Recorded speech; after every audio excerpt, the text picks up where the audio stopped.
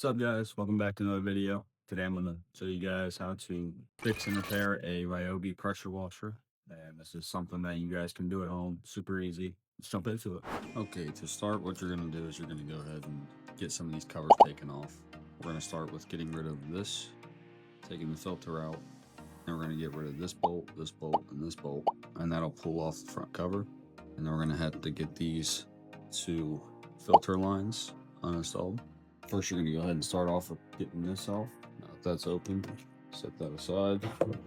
You can clean this off or dust it off, or if you can find a replacement, go ahead and do that.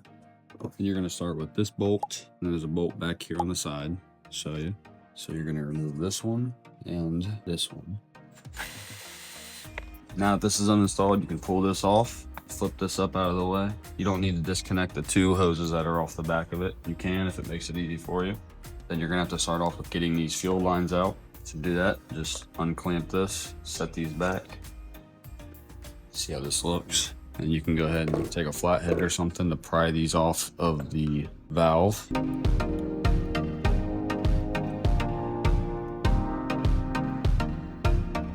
Now, I already went ahead and drained the fuel, but once you do this, you need to be careful because the remainder of the fuel that's in this tank will spill out of here. So if you have a full tank, what you can do is take this cap off, and once you undo this side, you can drain this into a bucket and set that aside. If I were you, since you're servicing this, what I'd go ahead and do is just go ahead and put new fuel in it. So we're gonna get a new spark plug in, new fuel filter. I think so. I don't know if this is the correct part, and then the main reason we're doing this is because of that. All right, now you can go ahead and start by disconnecting these three front case bolts.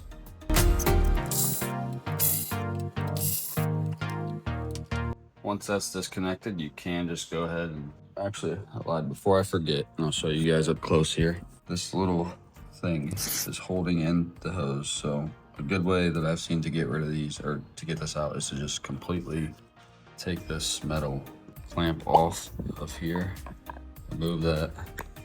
I'm gonna need 2 hands for this. Once that's out, then you can just usually just pull this straight down and through without having to mess up this plastic. And if you break it, then you got to replace it, and that can be an ordeal, speaking from existence. Now, what this will do is this will pull off.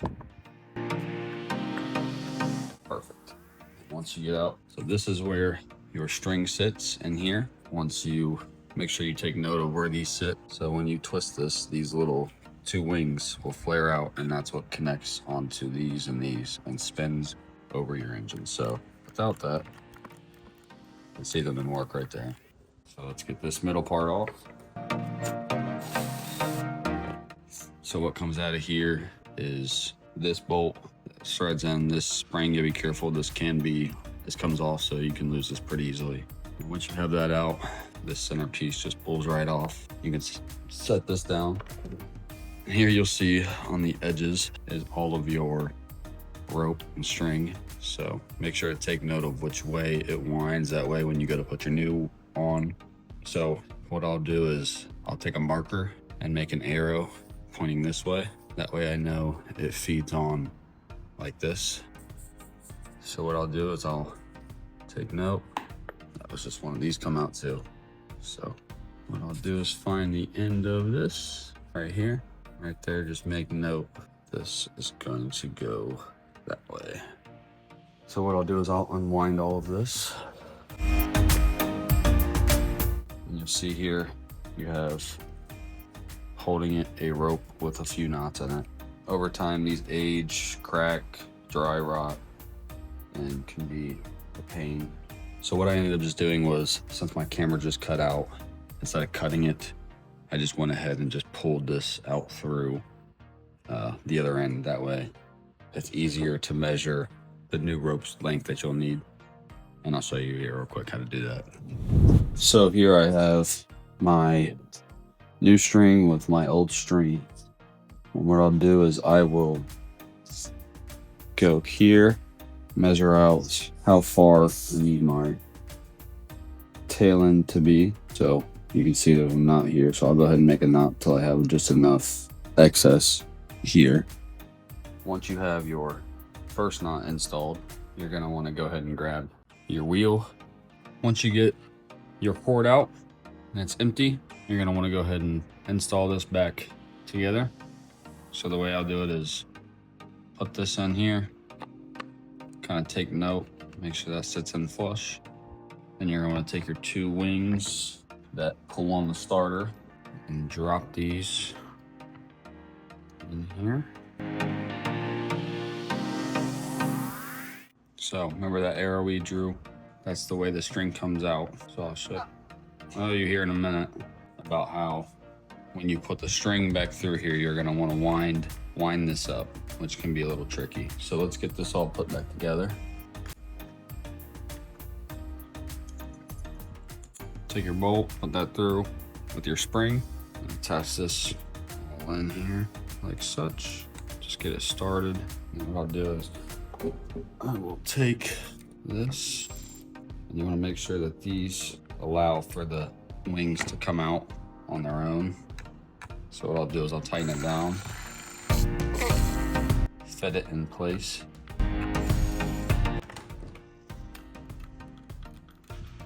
Okay, that's what I mean. So when you turn it, you twist this, these come out and in. So I gotta tighten this down.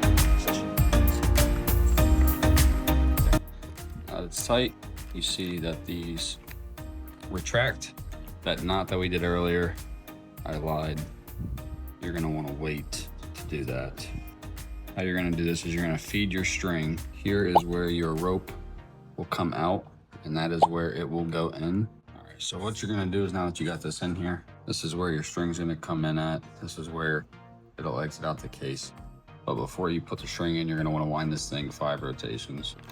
So 1, 2, 3, 4, 5. Now to hold this, an easy way to do it is to take a flathead, put that through to stop it, and that'll let you line this up with this hole. So now you can see this hole right here lines up with that little notch. Now what you're gonna do is try and get this string through here and you can see it through here, but you're gonna wanna stick it through the wheel.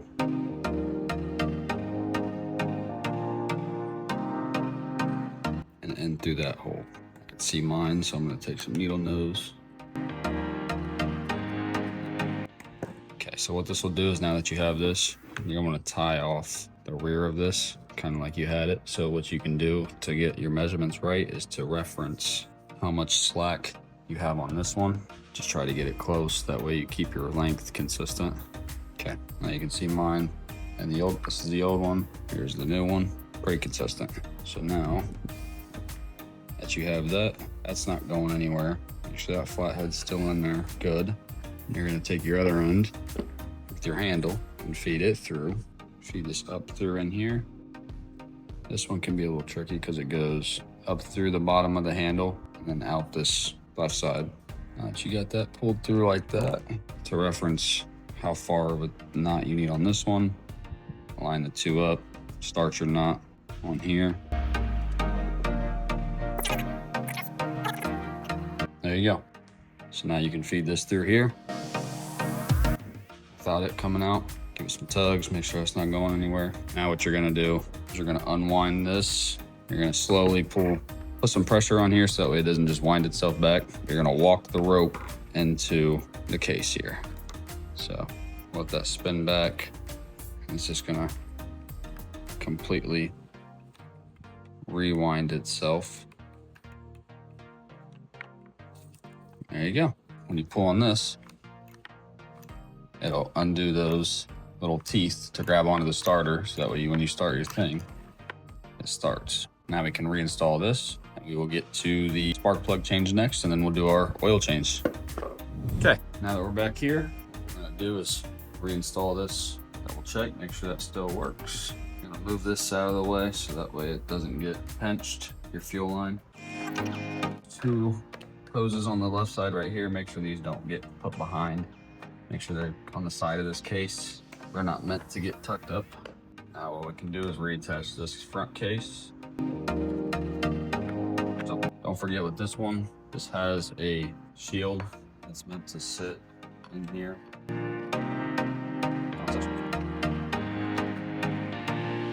The nice thing too about working on these is that every single bolt on here is the exact same. So it's kind of hard to mess it up.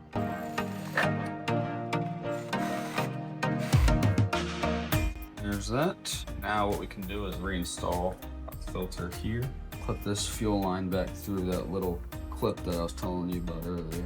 Keep it away from the heat, and it's just good for line management.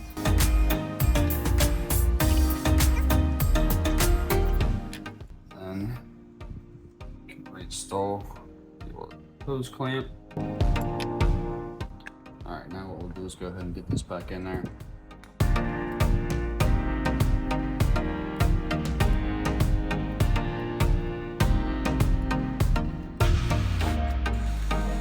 You can now reinstall your filter. Before I do that, I'm gonna air blow it all. I went ahead and just blew mine off.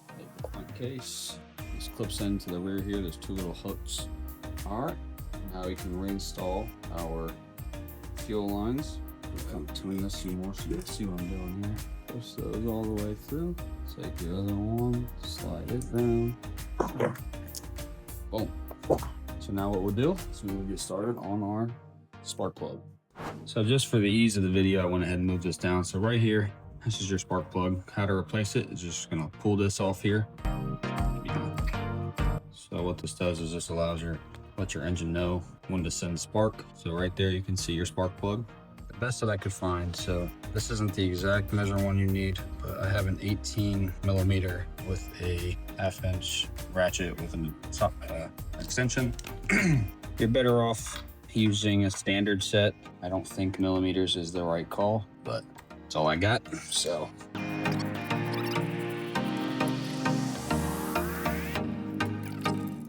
There you are. You are left with your old spark plug. You can see the end of that's kind of burned up a little bit. Seen a lot of use. Out with the old, in with the new. Make sure that gets threaded in nice and easy. The last thing you want to do is cross thread this. It's a bad day. Been there, not fun. I like to just hand tighten it all the way up until it gets tight. Make sure you pop that back on there. All right, on to the oil change. Okay, you don't want to crank it on here. It doesn't need to be super hard, but just a nice little boop. And that's good right there. So right here, you'll notice this yellow cap. We're going to untwist that, and that will be where we tip our pressure washer over into our oil pan. So for this, you'll need an oil pan. I'm using a block of wood to prop the wheel up on, just so when I tip it, it's a little bit easier. That's what I found works better. So here we have a low and a high cross hatching. What you're gonna wanna do is get that level up to about high. Pardon my sweatiness. It's like 90 degrees here today. It's one of the hotter days of the year. Okay, I went ahead and built up the base just a little bit more because I realized that was probably not going to be the best outcome if I just did one piece. And these are a little bit taller. These oil pans, you're gonna end up making a mess regardless. I like to just dump it all out on there. Let that drain for a little bit. Okay, move my wood now. Made a little bit of a mess. Anytime I do something, that's just a given. Yeah, I think I'm probably got a little bit more on the floor than I did inside the oil pan, so that's A for effort. Lucky for me, I actually have some kitty litter that I can use. Let me get this mess cleaned up. Okay, now that the spill has been cleaned up, we can go ahead. We're gonna get one of these funnels, put that right in here.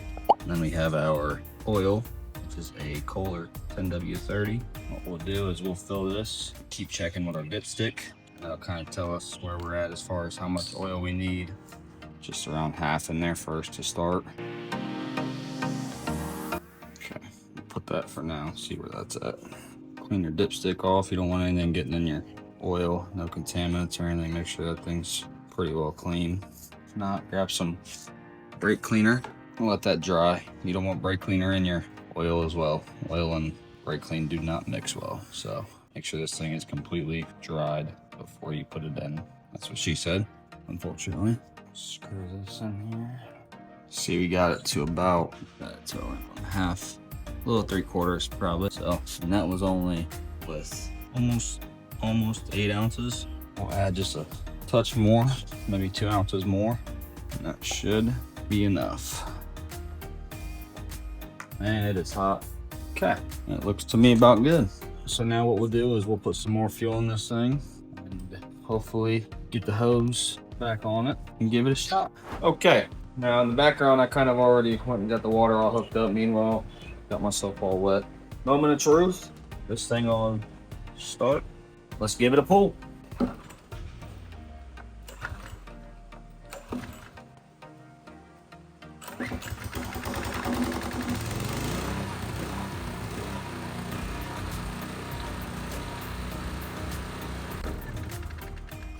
Money. Well guys, after that, that's all she wrote. Super easy. Like I said, you guys can do this at home.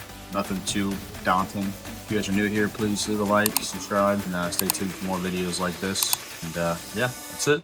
Peace.